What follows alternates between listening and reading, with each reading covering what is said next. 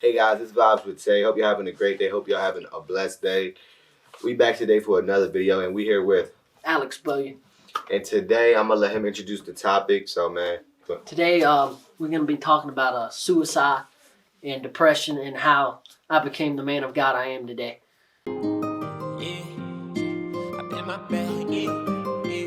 like, what was your childhood like? My childhood, I mean, to be honest, my childhood was not easy. I went through school being bullied through pretty much 5th grade all the way up to 12th grade till I graduated. And how did that affect you as a person? That affected me because to me personally, it made me feel like, I didn't want to be like nobody wanted me around, including my own family.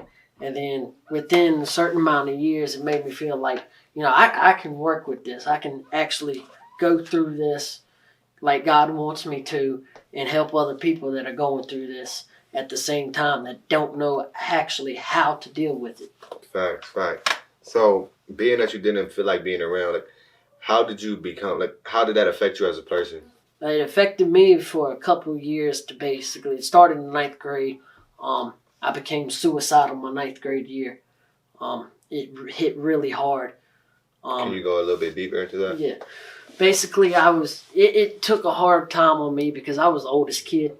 I'm the oldest kid out of 3 children. My mom grew up with my mom. I was born in 1997. And still now to this day, I have no clue who my dad is. That's how it started at the age of 15. They told me that my real dad, which is Freddie, is not my real dad. And it continued on to escalate and downfall from there with me being suicidal. It took me 2 years, to be exact, to come out and tell people that I was actually suicidal and in a depressed state at church camp. When I come out that way, it overwhelmed me so much that I had a lot of people come out with a bunch of support and, support me through what I was going through and everything. I remember one night specifically, I was performing for talent time at church camp, and in the middle of that chorus, the first chorus, I had started bursting out crying, and I had completely stopped. 10 minutes later, I had come out with them of how it was and told them that God had told me to come out like this right here, right now, because God could feel personally through me and through everybody in that church camp room that there was another couple people in that room that was suicidal and in a depressed state, and they were going through the same thing that I was going through, and me talking about it could help them through what they're going through. So, like you said that in the 9th grade you came out, right? Yeah. And that's when you... So, but, like, how, being in the 9th grade, like, what was suicidal being like you? Because I'm sure there's people out in this world, but, like, what is a suicidal person like? Like, what do they think? Because I'm not a suicidal person, so my mind may be way different than yours. So, what do a suicidal person think? Like, how is their mindset like? It's not easy. I'm going to tell you that from a personal perspective. Being suicidal, you're going to automatically think you're not right to fit in this world. You're going to automatically think to yourself that the people that you hang out with don't even like you. They're just using you. I mean, most of the time, sometimes that will be correct. People are going to use you for just to get to somebody else. I mean, they're going to tell you that you're not right to fit in this world. They're going to tell you to kill yourself. I mean, it's not easy. And then being depressed and suicidal at the same time, that both kicks in at the same time, because if you're being suicidal, you also get that depressive state of like, God, can you help me through this? But yet you don't get that answer. And the reason I tell you this now is because for me personally, with me being in the depressive state, and I still am, okay, I sometimes, I get that suicidal state every once in a while, but I'm not as suicidal as I used to be. So, like, I know that you said you was the oldest of 3 kids. Like, how did that affect you? Because if you were suicidal and your younger siblings see that, they might take up on that. So how did you try to lead your... For me personally, me being the oldest out of 3 kids, what I did the best was, I shouldn't have done it, but I did it. I wrestled. I wrestled and played fought with my little brothers. Because, we had fun. And I roughen them up. and not mean to. But when it comes to that suicidal stuff, I would hide it from them. You know how people are. They hide their emotions real good. They think they hide their emotions real good. How bad would you... For me, personally, I hid them real good to where they couldn't know. But, to tell them that everything was going to be all right. And, not to grow up with the suicidal stuff, because you can actually persevere and go through it. And how would you say, like, how did you overcome that? How I overcome it? I overcome it my senior year, 2016, because I was playing basketball at church camp, and I had hit a nail. My arm had hit a nail on the plyboard wall and ripped it straight down to the bone. Damn. And I went to the hospital, and I was literally thinking, about killing myself, because I didn't know what to do. And the doctors told me 3 times that I was going to lose my arm because it ripped it straight down to the bone, and it looked like it had bone and ligament repair damage. And come back the 3rd time, I didn't have nothing. And I'm really thankful that my arm was saved. Because if it weren't for that, personally, I wouldn't have my right arm at all. And like you said, like, maybe what are some action steps that you could tell a suicidal person or depressed person?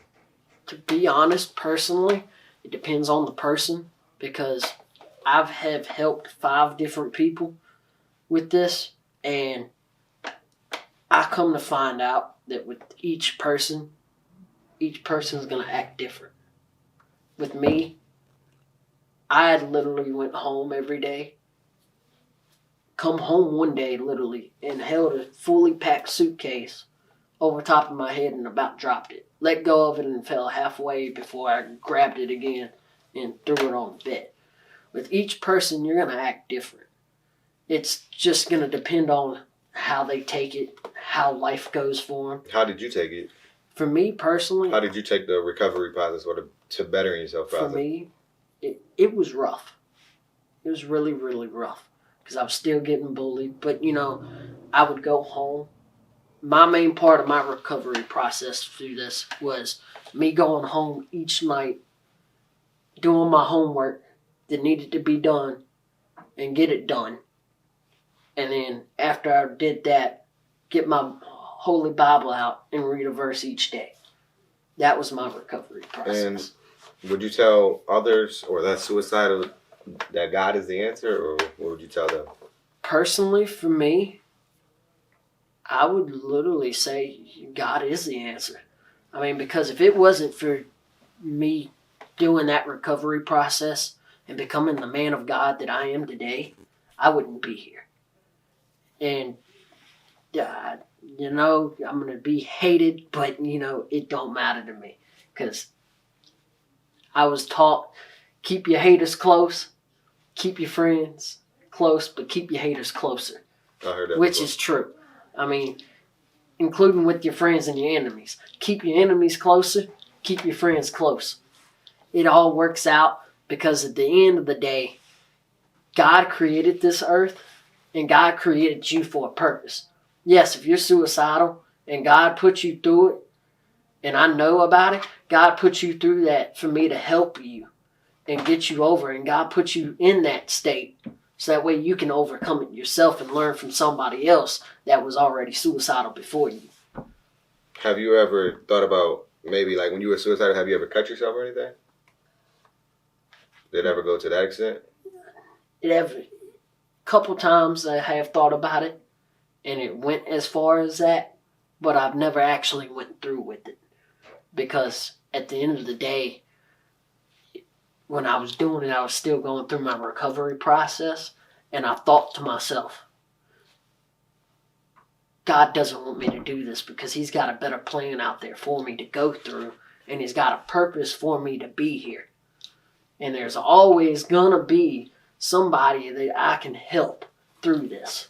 So do you think that most people that's going through depression or suicidal phases, thoughts or whatever, they don't have a plan of action? They don't understand their purpose of being here? Some people would say that. Some people wouldn't. But to me personally, I think that with suicidal people and depressive people, you do have a plan. to get out of it. But the problem is your mindset is that you don't want to incorporate that and take that to action yourself because you're scared.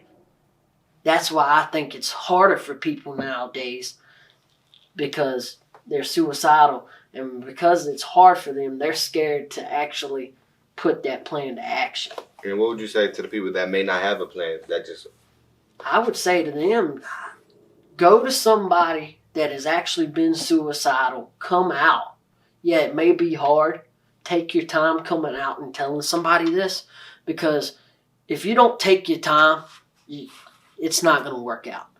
I know this. Because if you take your time, it'll work out a whole lot better. Because you can actually take those steps and precautions with somebody that has actually been suicidal and work with them to get you out of that state. And the same thing for you being in a depression state. I feel like it's more depressed people and suicidal people nowadays in the world than it was back in the day. You're right. I think so because of social media they just see people doing better than them constantly on social media and stuff like that. And how do you actually, after you overcome it, how do you not go back to them phases? For me personally, the reason why I didn't go back to them phases is personally for me, I had played music my whole life. Would you say that was your outlet? That was my outlet right there. I mean, to be personal. Personally for me, that was my outlet. I started playing the guitar and singing at the same time to keep me from doing that. Then it progressed to where that didn't work no more.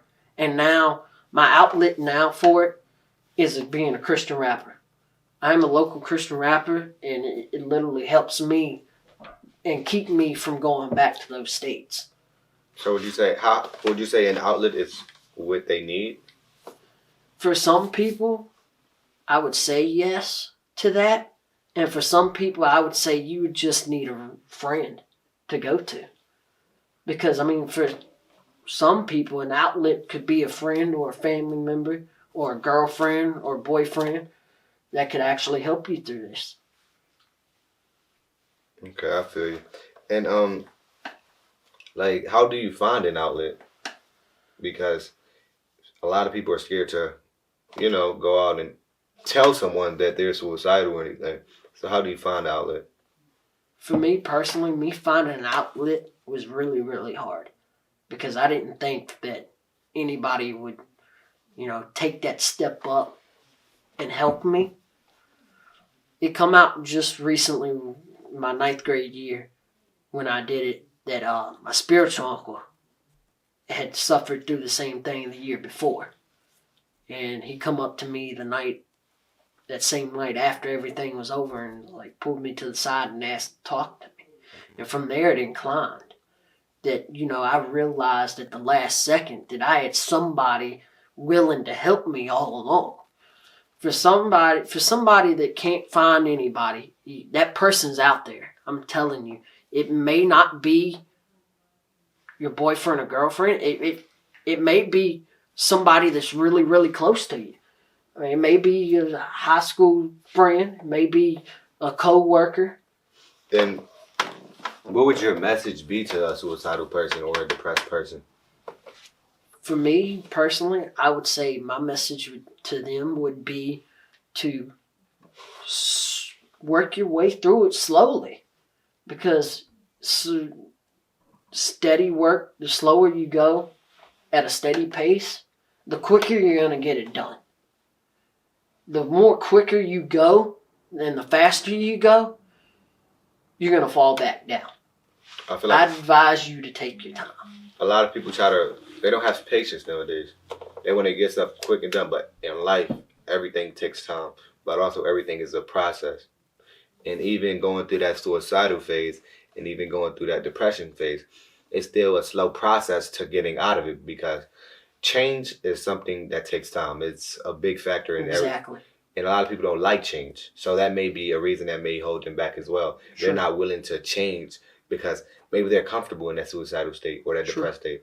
And it'll be hard for them to go through the actions and change because who likes change?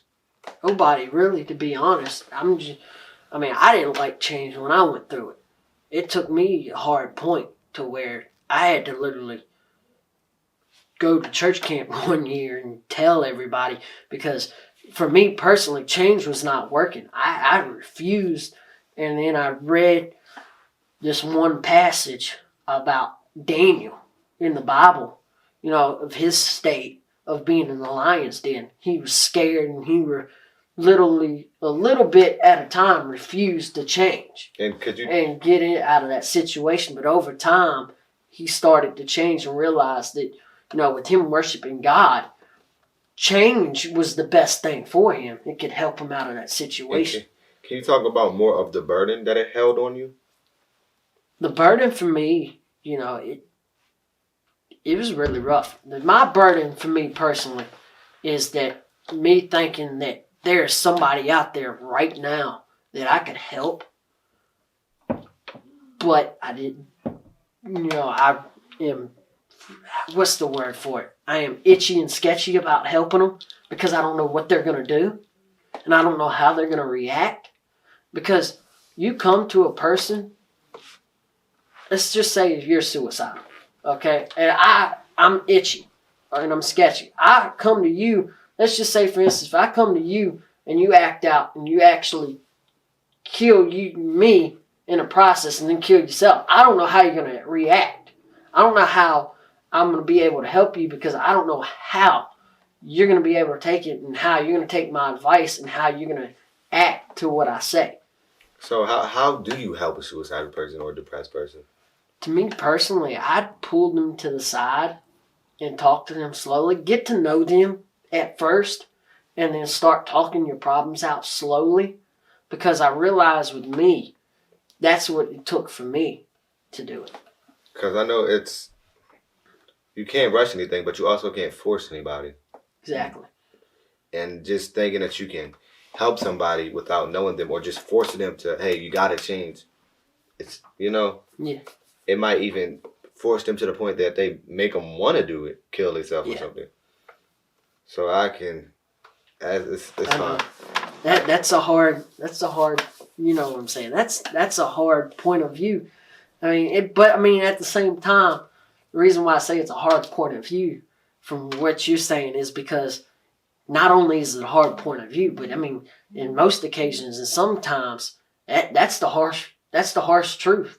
I hate to say it, but some people will do that and automatically do it because they're thinking that you're forcing them to do it. True. It's not easy, but in my point of view, it wasn't easy. But also in my point of view, because I looked at that it wasn't easy, but because I looked at God and God told me it wasn't going to be easy, it can also be done. Even though it's not easy, it can be done. And that's a big step. That's something big that mostly, maybe a lot of them don't understand, that it's not easy going through these phases, but you can get through it if you take the right action steps and the right action plan to maybe take your time to get through it. But a lot of people don't realize that. And what would you say to the people that don't realize that it's not easy, but it can be done? I would say to the people that don't realize that it's easy, but it can be done, is I'd go to somebody personally that you love first and talk to them about it.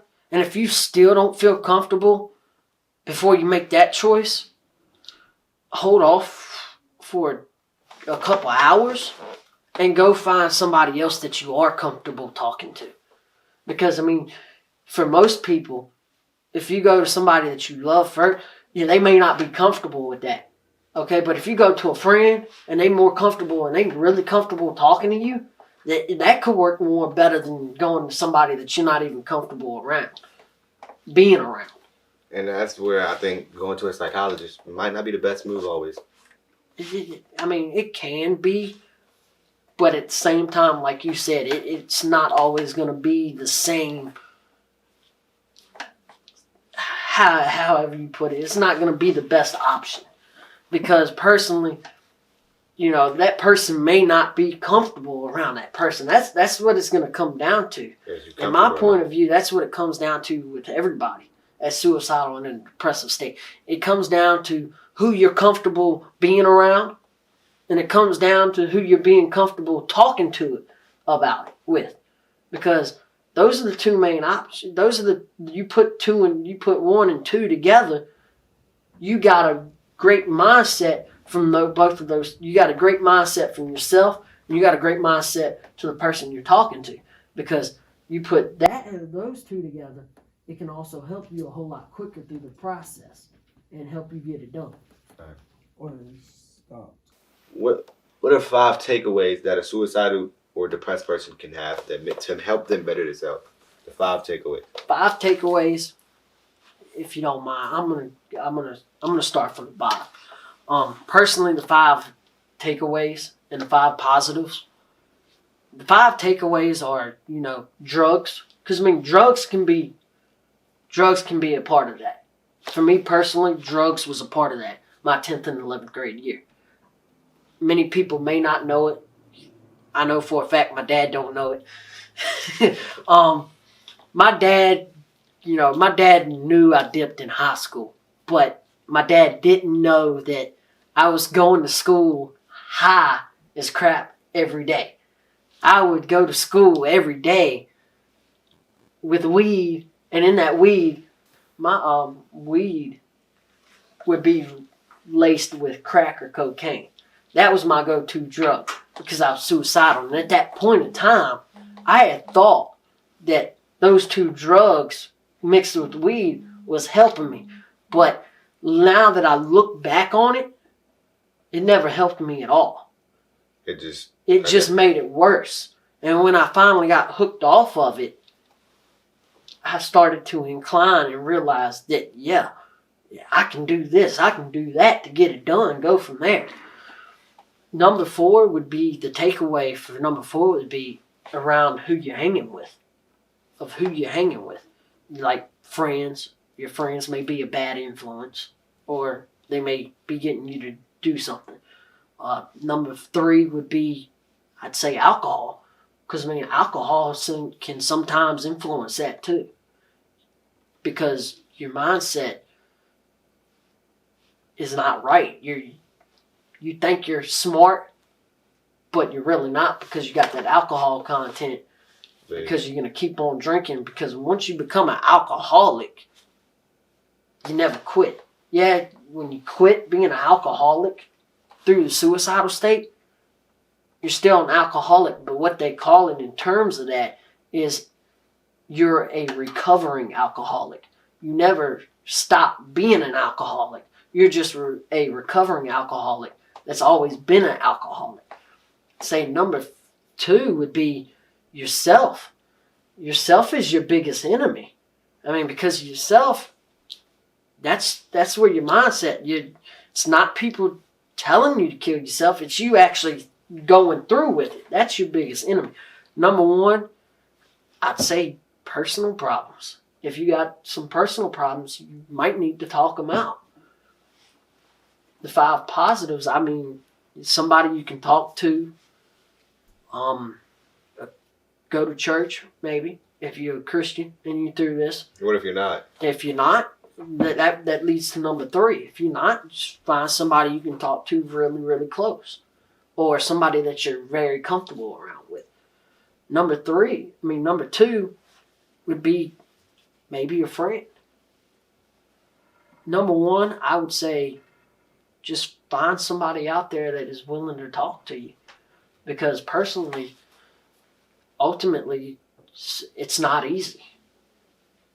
And if it comes down to the conclusion of, number 1, find anybody. It could be a firefighter. It could be a rescue squad member. It could be a police officer. Or it could be a correctional officer. No matter where you're at, you could always find somebody. Thanks. Well, I definitely hope y'all, whoever is watching this video, whoever felt the need to watch all of this video, I really hope y'all got something out of it, because I guess you said he's been through the suicidal stage, he's been through the depression stage, and not everyone makes it through that stage, would you say? Not everyone will make it. To be honest, everyone will not make it through that stage. And it's not easy at all either. So being that he did make it through the stage, and he has came on and actually decided to talk to y'all, that's a round of applause for him even doing that. It's a lot to talk about. A lot of people don't like talking about it because it's something that affects them tremendously. Exactly. For me personally, coming in here, I was nervous about talking about it. To be honest, because it's not easy. It's hard. And some people don't like to talk about it. And that's, but for me, I realized that the more I talk about it, the more I can help people. Facts. So, like I said, man, I hope that he got his chance to help people that do watch this video, because I know there's some people out there that may need this video, whether they know it or not. Maybe they got slight depression. Maybe they just feeling down about themselves. And I really hope that y'all got something out this video, got some type of knowledge, some type of help, anything, man. If y'all did, even if y'all didn't, subscribe to the channel for some more content. And, man, I really hope y'all got something out of this video, honestly, man. Anyways, man, I hope you have a great day. I hope you have a blessed day. And we are. Same here. I mean, if you do, I do like to close out with a little something. If you are a musician and you're going through this, I mean, music may be your go-to way out of it. Music may not be. But if you're a musician, I advise you to take that musician way out of it. Because, I mean, personally for me, I'm a Christian rapper and I take my way out of it. And my Christian rap name is Kid Awesome. You can find my page on Facebook as well. As I heard, everything will be in the links in the description, man. Like I said, man, I hope you have a great day. I hope you have a blessed day. And I hope this video helped. Thank you. And thank you for coming out for real. You're welcome, man.